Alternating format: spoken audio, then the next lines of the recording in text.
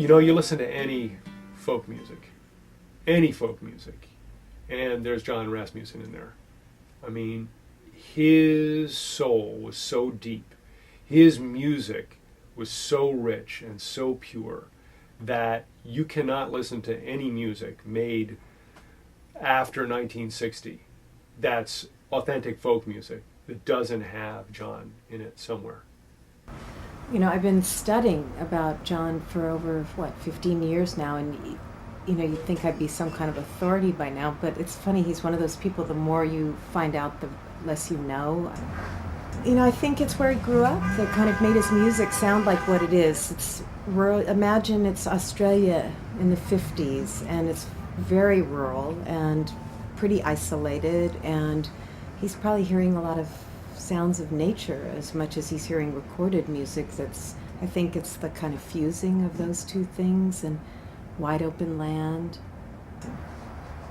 It seems like he was from somewhere near Melbourne, right around there in Australia.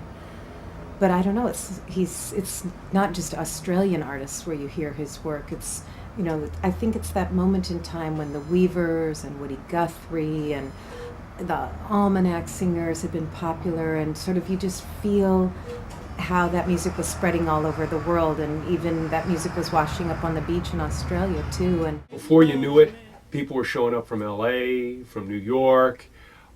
People were hanging out around the clubs, and you could tell these guys were not local. These were record company people. Word was out, and it looked like, the world was his oyster, and he was going to have a record contract. He was going to be the first of all of us to get a record contract. Then one day he split. He just split. I came home, there was a note, and he was gone to New York. The first time there's any trace of him in New York City, that's just what I found out. Doesn't mean it's the truth. It's New York City around 1962, and right to the Village. I mean, every Cafe Wa, Kettle of Fish, Gaslight, Gertie's Folk City, you name it, he was there. And, that's John Phillips is there, pre-Mamas and Papas, and Joni Mitchell, and, Dylan's starting to kind of just show up, and, I mean, they all knew him. I think a lot of people really romanticized him. He was romanticizing them, and they were romanticizing him, and he's just seeing the quintessential outback character. He was authentic. He was a man who knew a secret. Remember the moon on the wall, didn't she shine? Taste of the sheets and the feel of the wine. Wasn't I glad you were mine in the grand affair? John on stage really exuded this kind of honesty that came through in his playing, and you just knew this guy was the real shit. The weird thing about him is, so he's in New York with the whole scene around the folk music scene in the 60s. And then he goes to England, and there's, John Renbourn and Sandy Denny, and, Fairport Convention's going to come out of that, and Pentangle and all that, and he's just at the tip of that scene. And just as it comes together, and again, everyone's starting to record, and there are clubs, just as that all comes together, he disappears. He had the knack for being there right before everybody else knew about it, right before it was a scene, when it was really a scene. John had so much to give, and he gave it all away. That's like, I would pick up an album in the mid-60s or mid-70s, and I'd see a song title. I said, oh, that's interesting. And I'll take it home and I'll listen to it. And that's one of John's songs. I mean, all kinds of people have recorded his songs. And these are songs that I heard him make up in my living room.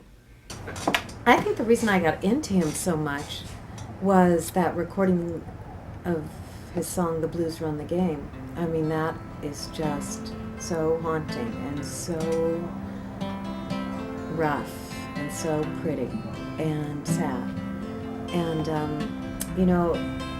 he never released it professionally, you know, no label put it out. He just wasn't, like I say, he wasn't going to get a recording contract.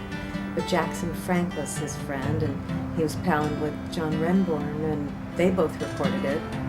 And, you know, Jackson Frank even has his name on it. I think John Renbourn might too.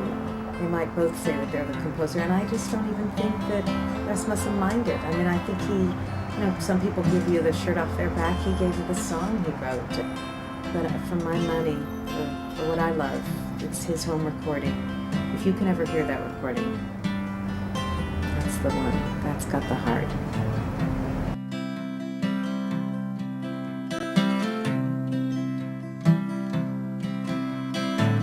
Take a boat to England, baby, maybe to Spain. Wherever I have gone, wherever I've been and gone, wherever I have gone, the blues are all the same.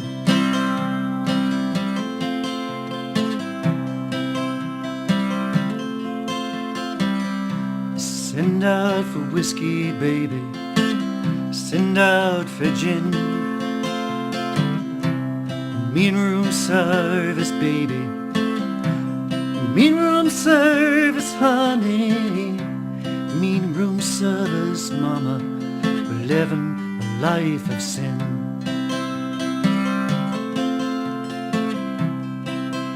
You know, the weirdest thing about him, and I feel like a failed musicologist when I tell you this, but it's like I can't say where he went. I mean, after about 75, he just starts, I mean, there are sightings, right? There's Rasmussen sightings. He was, I think it's like 1983 up in northern Italy at that rainbow gathering. And then some people said he went and fought with the Sandinistas in Nicaragua, and he was, working at a salmon factory up in Alaska. But, you know, I just don't know where he went. I mean, it's sort of like Lou Welsh, that poet here in San Francisco. He just one day went away and never came back. Some people just disappear.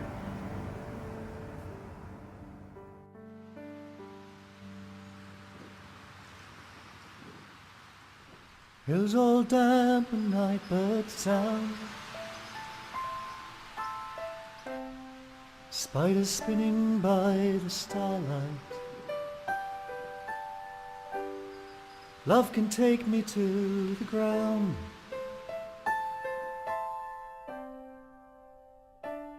Now the rains come,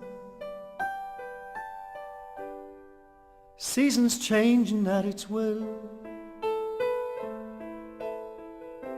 Each new day's a road to follow.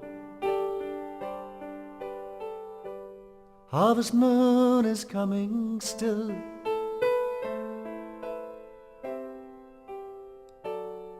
Now the rains come. Now the rains come, washing all our sins away. And the creeks run to the rivers dance and play.